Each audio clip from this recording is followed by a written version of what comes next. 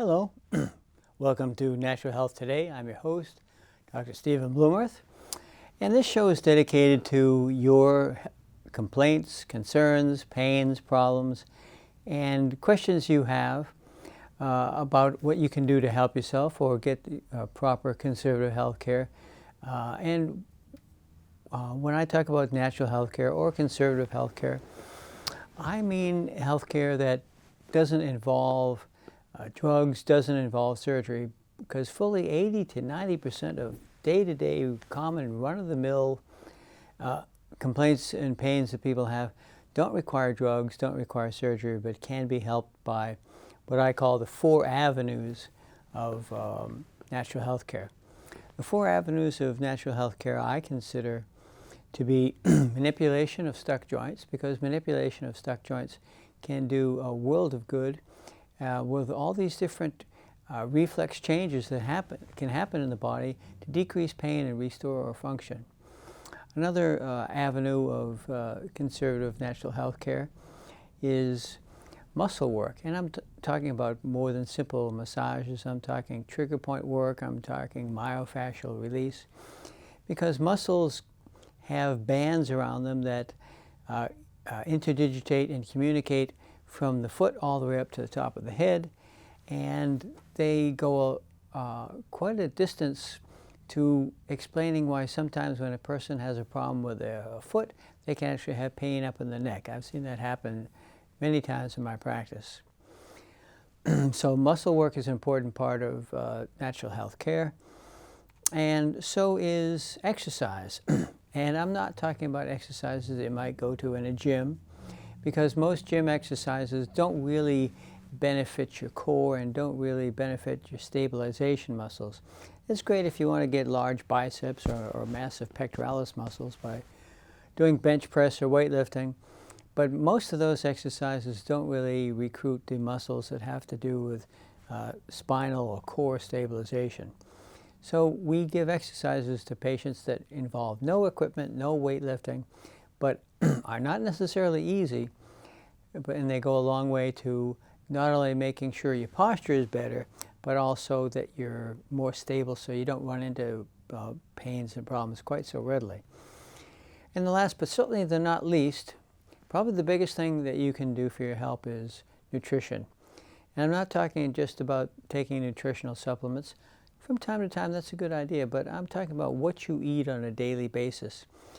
Long term, that probably has the most powerful effect that you can do for yourself without any additional cost. It doesn't cost anything extra to eat right, just to have to be armed with the right knowledge about what is right eating.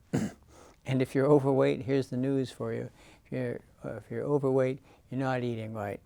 No matter what your medical doctor may say, being overweight is a sign of ill health, and you'll eventually have early onset of many different diseases, including diabetes, heart disease, arthritis, Alzheimer's. All those things go hand in hand with being overweight. So that's an important part of how we get people better, is teaching them good nutrition. Some of it may have to do with taking supplements. Most of it is just day-to-day eating habits, eating right. So with that being my definition of natural health care, we talk about ways for you to help yourself or get the right help, and we urge your participation. You can participate in our show in several different ways. One is by sending your questions into our email address, which is pvdchiropractic@gmail.com, or you can call my office. The phone number is 978-535-6155, or you can even send an old-fashioned snail mail handwritten letter to my office address, which is 215 Newbury Street, Suite 102, PVD, Massachusetts, 01960. Whichever way you choose to participate in the show, what we'll do is we'll read your question, but we'll disguise your name slightly so your friends and neighbors won't know what particular problem you or a loved one may be having. And then we'll simply talk about things you can do to help yourself or get the type of help that'll be good, natural, conservative health care without drugs or surgery. So let me put on my reading glasses and we'll have a look at some of the questions that have come in since our last episode.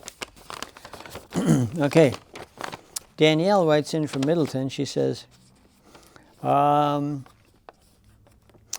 have seen your show enough to know you encourage people to sit less, but my job is standing most of the day.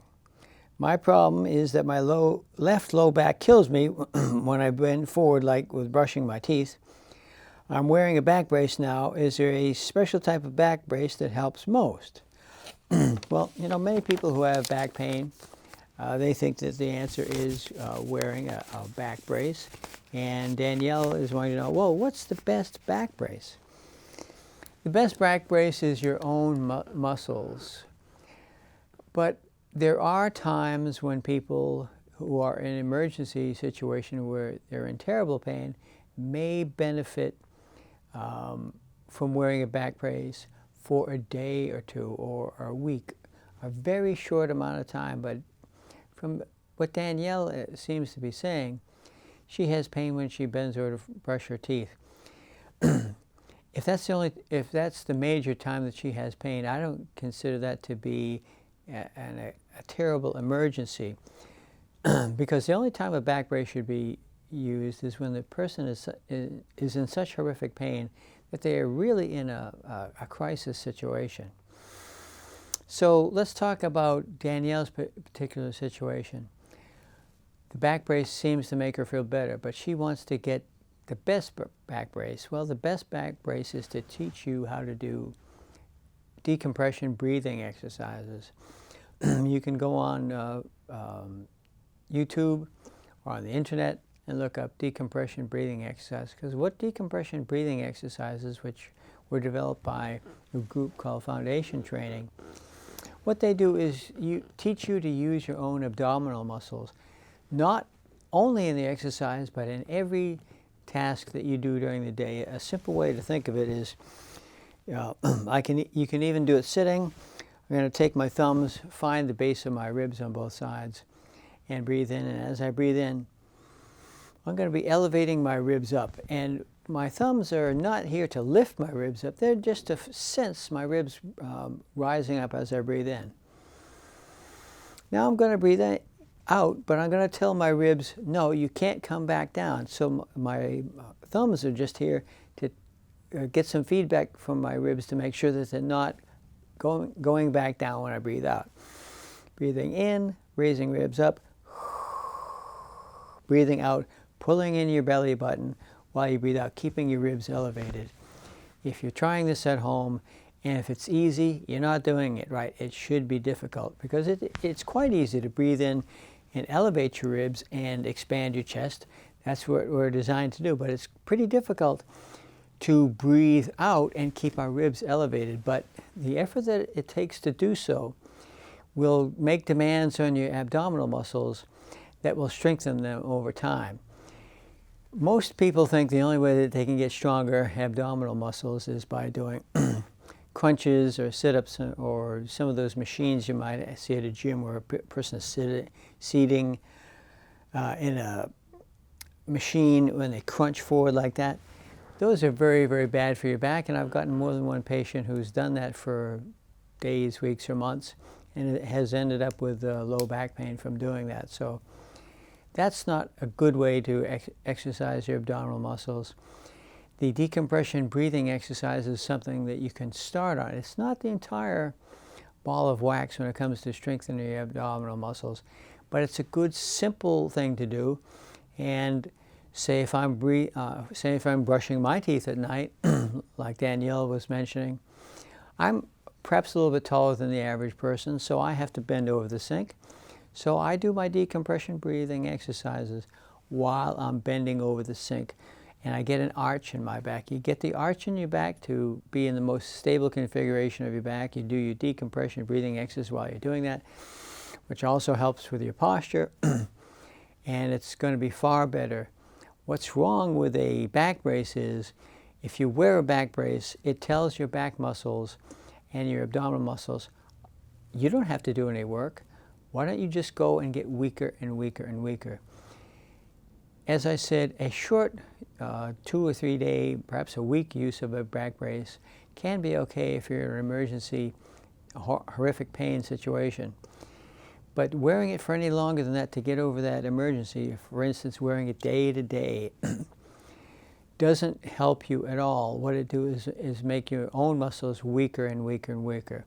Braces are an emergency situation. Prolonged use of a brace just makes the underlying muscles get weaker. And that means you're more liable to end up with a back pain situation. So don't wear a back brace unless you're in an emergency situation. Do abdominal compression, abdominal decompression exercises to get you started on the road, and do foundation exercises to help. And if you're having back pain, the real solution is not to wear a brace. The real solution is partly to do the decompression breathing exercises, but also to find out what is the cause behind your back pain. Many things can cause back pain, the least common of which are discs, slip discs, broken bones, fractures, and cancer. Those cause back pain less than 1% of the time. The most common causes of low back pain, a couple of joints that don't work, some trigger points in a muscle. Those are the types of things that are 80 to 90% of day-to-day back pain. And they can only really be fixed by chiropractic care that utilizes all the different modalities I was talking about: joint manipulation, muscle therapy, and good exercises. So Danielle, thanks for that question. Don't wear a back brace unless it's absolutely needed. Do the right exercises to give you stronger abdominal muscles, and that will brace your back right there. So our next question is from Jay. Jay writes in from Danvers. He says, my girlfriend has been bugging me to do something about these two bruised-looking areas I have on the front of my shins. I got a few creams from a dermatologist, but they didn't help. And I thought it was from my work boot rubbing against that spot. But my girlfriend measured it, and my boot doesn't even come up that high. The spot isn't sore. It just looks bruised or something. Do you have any ideas? Okay, Jay, that is a little bit puzzling. Because you'd think that if you had a bruise on the front of both of your shins, it should have been from something. But if you've had something for a couple of years, the chances are it's probably not the type of thing that's dangerous, because after a couple of years, if something was really dangerous, it would have done damage enough to be painful in that area. So the fact that it's not painful is good. It's also the type of thing, if you have a bruise in an area, putting a cream on it from the outside is never an effective way to make it go away.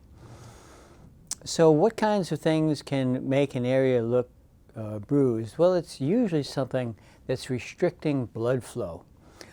So anything that restricts blood flow could be something as simple as if a person is overweight. If a person is overweight, say there's extra weight in the abdomen, because that's where most extra weight sits. When blood is trying to return from the legs and go back up to the heart, it has to pass through the pelvis. And with extra weight in the abdomen pressing down those veins, the veins don't have enough strength to push the blood uphill, because blood, when it's going out from the heart, has the pressure of the heart pumping behind it to make it go down. But when blood is returning, particularly from an area like the feet, it's going uphill against gravity. So it's really depending upon the contraction of your calf muscles to push it back uphill. So if there's some type of restriction to that blood flow, the blood will form it will break some of the blood vessels, and sometimes it's called varicosities. People have probably heard the term varicose veins. What varicose veins means is your blood is trying to return from your legs, get back up to your heart, but a weight, usually in your abdominal area, is pressing down on those veins and causing a lack of ability for the blood to get up. It bursts some of the little valves in the veins, and that bursting causes a blue, bruised looking area. So if that's happening on both sides, it probably means that you may very well be overweight. So losing some weight is a good idea. Any more creams is not a good idea. What's something that you could try? You could try something as simple as taking some fish oil capsules. The fish oil capsules are good for your circulation, they're good for blood flow, and they're good as an anti-inflammatory. It won't hurt you. How long will it take? Well, if you've had it for several years, I'd say it could take a good 3 or 4 months to see if there's any change. But try that. If you've previously seen a doctor and he hasn't thought it was a big or serious looking condition, you've got nothing to lose. Losing weight and taking the fish oil capsules may help. Jay, good luck. It doesn't sound like you have something terrible going on, but it is a bit of a mystery, and you might be able to solve it by a simple program of weight loss and taking some fish oils. Thanks for that question, Jay. Okay, next question comes from Elaine. She writes in from West Peabody. My doctor says I can't take Advil anymore because of my ulcers, but I still get pain a lot from my arthritis. My cousin said she takes a spice called turmeric. It helps her, but won't a spice make my ulcers act up too? That is a good question. So what Elaine is saying is she has some pain. She has some arthritis pain, and her doctor has told her she can't take Advil anymore. And it's not just Advil, it would be Aleve, it would be any of the, what they call NSAIDs. That stands for non-steroidal anti-inflammatory drugs. All the NSAIDs, Aleve and Advil, have a negative effect on your stomach. They cause some stomach bleeding. And if you have ulcers and you're getting some stomach bleeding, you have to stop taking that form of anti-inflammatory. But there are many natural inflammatories that people don't know about. I just got through talking about a fellow named Jay, and I was wrecking the anti-inflammatory that's found in the fish oils, the EPA and the DHA. They have a nice anti-inflammatory effect. But there are other anti-inflammatories. Vitamin C is an anti-inflammatory, but a stronger anti-inflammatory is something called turmeric. And turmeric is a spice. It's a good anti-inflammatory, but Elaine's question was, won't that spice in the turmeric adversely affect your stomach ulcers? It might. So it just so happens that turmeric is not easily absorbed by your body. It doesn't easily get absorbed by intestines unless it's bound with something. And the more effective forms of turmeric come bound to something else. So if this is the turmeric molecule, if it's bound to something like, the best binding agent is fenugreek, and fenugreek is just an herb. If you bind the two together, they're able to ride through your intestines, come along to a section of intestinal wall, be absorbed without hurting your stomach, be absorbed without hurting your intestines. And then when your liver gets a hold of the molecule, it breaks the two apart into the fenugreek portion and to the turmeric portion. That way the turmeric is able to do its job as an anti-inflammatory, but not with the downside, not with the dangers, and not with the lack of healing, because the thing that most people don't know is Advil, Aleve, although naproxen, none of those result in healing. They don't heal anything. They stop healing in its tracks. So taking Advil is not a way to heal from anything. If you want to truly heal from something, you need something like turmeric, because turmeric works at a different point in the inflammation process. Inflammation is part of one of the steps of healing.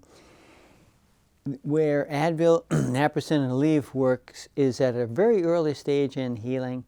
If it comes in at a slightly later point in the inflammatory process, as turmeric does, you are able to heal and also get the anti-inflammatory, the pain-killing effect. So it's good to have relief from pain. Nobody wants to have pain any longer than they absolutely need it. Turmeric is a better way to do it than Advil or Naproxen or Aleve. But be sure to get something that has the turmeric bound with fenugreek, and there's a company called Standard Process. They make a product called Turmeric Forte, and the Turmeric Forte has the two together. It's a nice anti-inflammatory with none of the stomach problems and none of the lack of healing that you'd get from standard things that you'd get at the drugstore. So, Elaine, thanks. That was a good question. Okay, Rod writes in from Danvers. He says, I got a compression fracture low in my back from cancer. The pain from that went away after I had radiation treatment. But now I have this pain in my buttock that won't go away, even with the steroids my cancer doc gives me. I'm not supposed to have any manipulation or chiropractic treatment because of my compression fracture, but the pain still bothers me all day long except when I'm sleeping. The cancer doc thinks it will go away in time, but it really hurts. I'm about ready to do anything. Well, Rod has a couple different problems going on at the same time. The most life-threatening problem that he has right now is some form of cancer that's caused a compression fracture. Several different types of cancer can go to bone, but regardless of what type of cancer Rod has, if you have a compression fracture in a bone, you can't get standard joint manipulation, but you can get work that's very gentle. Not all chiropractic care involves high velocity thrust to free up stuck joints. Some of it is simple pressure points. Other aspects of chiropractic care are soft touch and very gentle care that doesn't involve any danger to a person who has a compression fracture. So a person can have cancer even in his spine and receive care from a chiropractor without danger. Of course, the chiropractor has to know these techniques, and you have to tell your chiropractor beforehand that you have cancer, because just walking in and not giving a complete history won't provide the practitioner with the adequate knowledge that he would need to treat you for your given situation. But there are many, many reasons why a person can have pain in their buttock. There's several different muscles that run through the buttock. There's muscle trigger points that refer pain to the buttock, and it takes a good practitioner to examine a person, put them through certain tests to rule in and to rule out other conditions, and then go about treating a person. A person with cancer who's getting steroids is not getting the correct care that they need, because the steroids are worse than the anti-inflammatory, non-steroidal anti-inflammatory drugs I was talking about. They not only suppress inflammation, but they also suppress your immune system. And you want your immune system to be just as strong as possible if you're trying to fight off cancer. Yes, people do want to be out of pain as soon as possible. Steroids seem to do that, but they have so many different side effects that I would not take a steroid unless there was absolutely no other way of seeking help. And if I had to take a steroid, I would try to take it for the shortest time as possible, because it combats healing and also suppresses your immune system. And if you take enough steroids for long enough, you can come down with diabetes as well. So you have to go to a practitioner who's familiar with trigger point therapy and a good hands-on diagnosis. As long as the chiropractor is aware of your compression fracture, there are many gentle techniques that can be used to work around, to adjust other joints rather than only the joint that has compression fracture. You just avoid that. You work on other things to help the person get better. You can be helped. The steroids aren't going to really help you long term. Having pain of any type is very debilitating and wear you down, so I hope you get the good care that you need and don't strictly rely on drugs, because once the drugs are gone, your pain will still be there. Okay, our next question. Okay, Carol writes in from Danvers. She says, I remember you had a show where you talked about acid indigestion and how Tagamet and antacids could be bad for you, but I forget why. Can you review? Okay, Carol, we probably talked about it a few times in the past.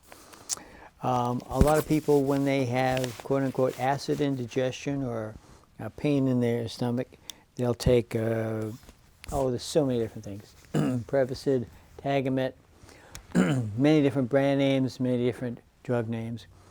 Even the things like Alka-Seltzer and Rolaids will suppress your stomach acid.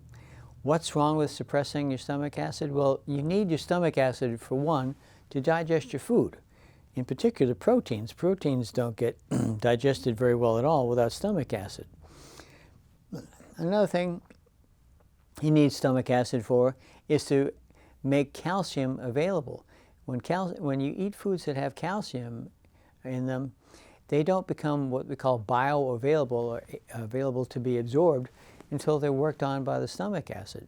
So you can eat all the calcium-rich foods you want, but they'll go in one end and out the other without you absorbing them unless they have some interaction with your stomach acid.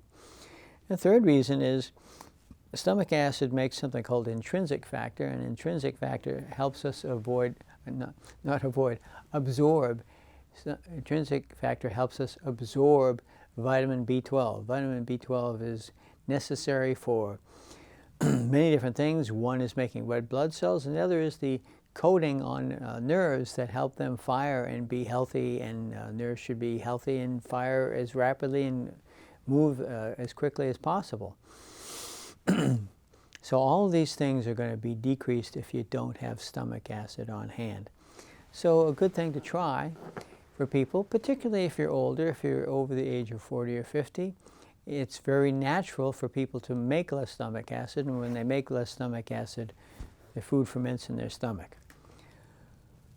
So when food ferments in your stomach, you don't digest it well. So a simple workaround can be try taking a hydrochloric acid supplement to give you a little bit of extra stomach acid to digest your food, and see if that makes the problem go away, because the symptoms of too much and too little stomach acid can be exactly the same, and that's where a lot of people get confused.